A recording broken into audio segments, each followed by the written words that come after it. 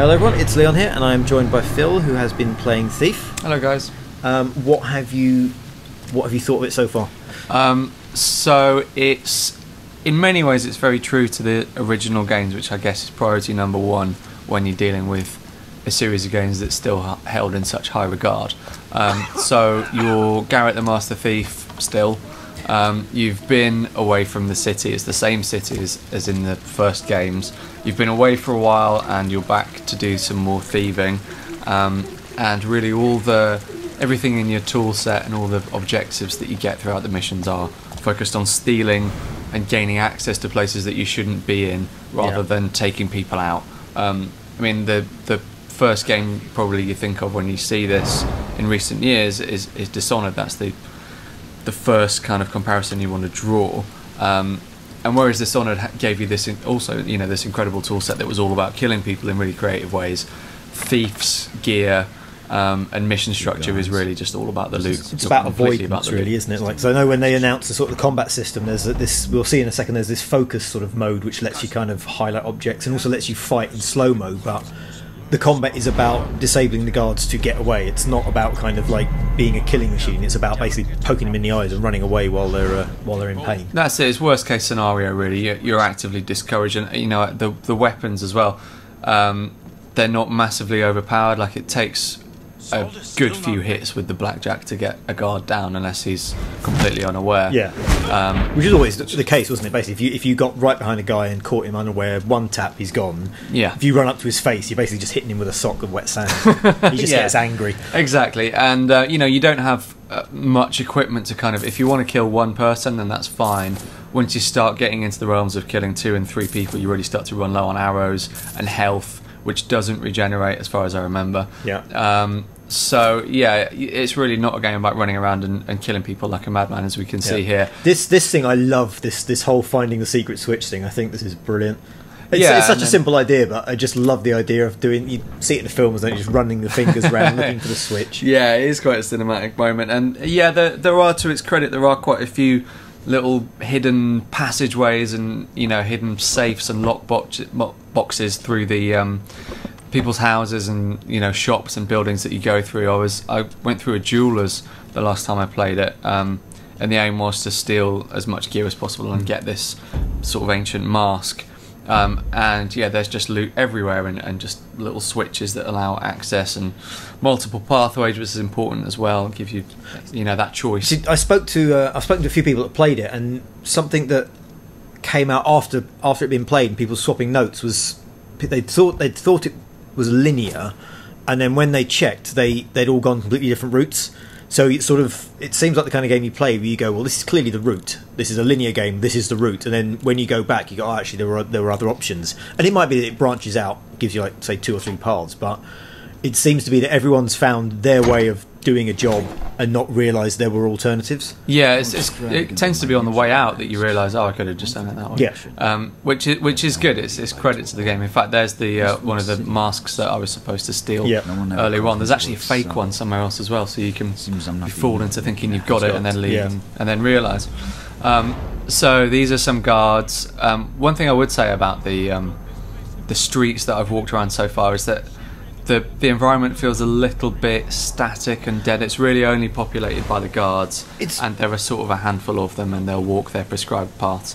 And there are other sort of citizens around the city, but they don't react to you in any way. They're just sort of, they might as well be stones, really. My concern is that I went out to Eidos Montreal to see Deus Ex Human Revolution announced. So that's got to be a good, 4 years ago now? And they were working on Thief then, and I saw bits of it being played. We've seen in the trailers there's a burning house, or he escapes a burning house, and I saw a version of that being played when it was still wireframes, but I could see the hands as they are here, like creeping around inside this burning house. They've clearly decided to retool it for next gen, which is why it's been so delayed, because at one point there was an announcement trailer that leaked and they obviously pulled it back and have made it their big next gen kind of game. But my worry is that it is essentially a PS3 game that they have HD'd up and thrown a few particle effects out, which has worked for something like Assassin's Creed, but then that's always been a little bit ambitious beyond its reach at the best of times. Yeah, and I think, like you say, sorry, but you say like the limited streets and the limited AI NPCs. I wonder if they are just retooling a PS3 game. Yeah, and I think the team's ambition lies in trying to recreate the old games rather than trying to sort of capture their spirit and further that gameplay and further that philosophy of those games. And so I think, you know, visually it does a decent job of recreating the city. It's quite interesting. There's some, you know, nice bits of architecture while you're walking around. You know, you can see here, this isn't a bad place to be walking around. Yeah. You can't grumble, really. There's nice misty kind of lighting effect and leaves falling down. But yeah, there are elements missing. Like, you know, if I knew the secret to making a fantastically interactive area, I'd probably be working in game development. But I can tell when something is a little bit boring. And so far, what I have played of FIFA is that there are long periods in which there's nothing to do except walk from one place to another. Yeah. And yeah, it's a little bit empty and a little bit lacking its own ideas and innovations at the moment, of course. Yeah, I mean, it's one of the things that the Deus Ex guys did really well. I mean, they played the original games to death, and then they kind of sort of just made their own game, but while they were kind of drenched in Deus Ex kind of lore and experience. Yeah, and that really shows. I think in Deus Ex's case, the fact that the graphics looked a little bit outdated for 2010 actually worked in its favour. There was a hint of stylisation though to it, because the first screenshots of Deus Ex Human Revolution were almost kind of Dishonored style kind of caricatures, and the instant reaction was not a chance. So they upped the sort of the realism a bit, but it still had a hint of that kind of stylised look to it.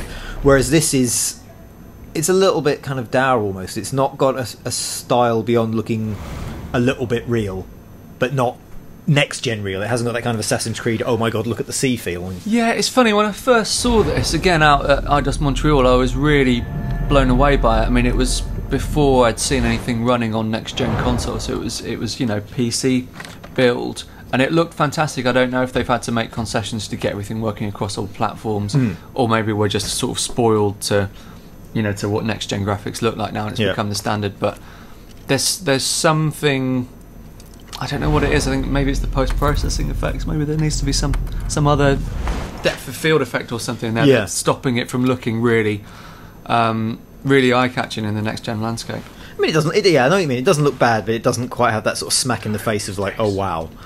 Yeah, it's it's still a pretty game, and as we say, you know, the environments are nicely built.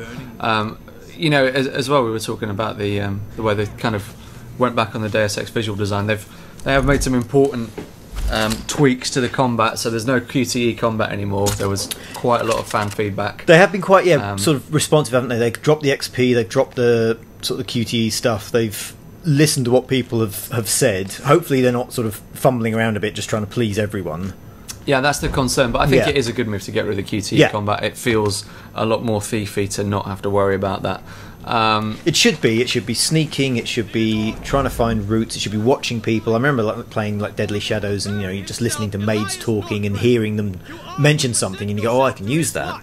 And it should all be about staying in the shadows, staying out of sight, and getting into the, you know, sort of flowing with what you discover.